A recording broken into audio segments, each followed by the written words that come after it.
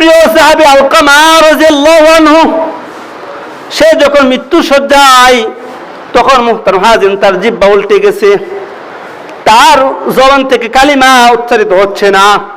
তখন মুহতারাম হাজিরিন তার স্ত্রী রাসূলুল্লাহ সাল্লাল্লাহু আলাইহি সাল্লামের কাছে চলে গেল। যাওয়ার পরে বলল, হে রাসূলুল্লাহ সাল্লাল্লাহু আলাইহি সাল্লাম, আলকামার মুখ থেকে তো কালিমা বের হচ্ছে না। তখন মুহতারাম হাজিরিন দুইজন সাহাবীকে পাঠাইলেন, বেলাল রাদিয়াল্লাহু আনহুকে পাঠাইলেন। তখন তালকিন করতে লাগলো, তার মুখ থেকে মুহতারাম হাজিরিন কালিমা বের হচ্ছে না। তখন বেলাল রাদিয়াল্লাহু আনহুকে বললেন তার পিতামাতাকে জীবিত আছে কিনা।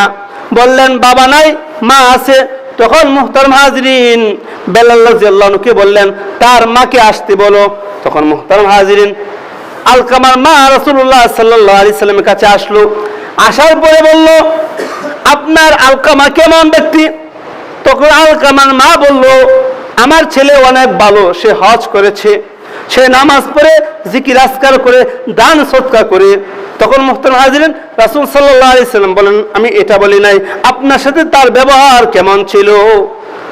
তখন মুহতারাম হাজিরিন আলকামার মা বলল, সে আমার সাথে খারাপ আচরণ করেছে, সে আমার খেদমত করে নাই, সে তার স্ত্রীকে নিয়ে থাকে, আমার সে খেদমত করে নাই, আমার সেবা করে নাই, আমার দেখাশোনা সে করে নাই, আমি তার প্রতি এদিক থেকে অসন্তুষ্ট। তখন মুহতারাম হাজিরিন রাসূলুল্লাহ সাল্লাল্লাহু আলাইহি সাল্লাম আলকামার মাকে বললেন, আপনি তাকে ক্ষমা করে দিন। তখন বলল, না না না, আমি আলকামাকে ক্ষমা করব না।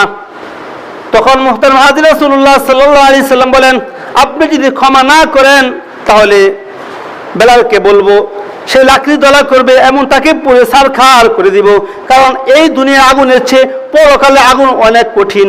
আপনার প্রতি আপনি যদি তার প্রতি দয়া না করেন, তাকে মাফ না করেন, তার কালিমা নসিব হবে না। তখন মুহতারাম হাজিরিন যখন বেলাল রাদিয়াল্লাহু আনহু লাকড়ির জন্য চলে গেলেন, তার মা আর চোখে দেখলো বেলাল তো আসলে লাকড়ির জন্য চলে গেছে, আর রাসূল সাল্লাল্লাহু আলাইহি সাল্লাম লাকড়ি জমা করে আলকামাকে তুপুরে ফেলবে। তখন মুহতারাম হাজিরিন আলকামার মা বলল, না না না, আমি ছোটকালে আলকামাকে অনেক কষ্ট করে লালন পালন করেছি, আমার চোখের সামনে আমার ছেলেকে আমি পুড়তে দেব না, আমি আলকামাকে ক্ষমা করব। সুবহানাল্লাহ। মুহতারাম হাজিরিন তখন বেলাল রাদিয়াল্লাহু আনহুকে বললেন, যাও তুমি দেখো আলকামার কালিমা নসিব হচ্ছে কিনা, তার জবান থেকে কালিমা বের হচ্ছে কিনা।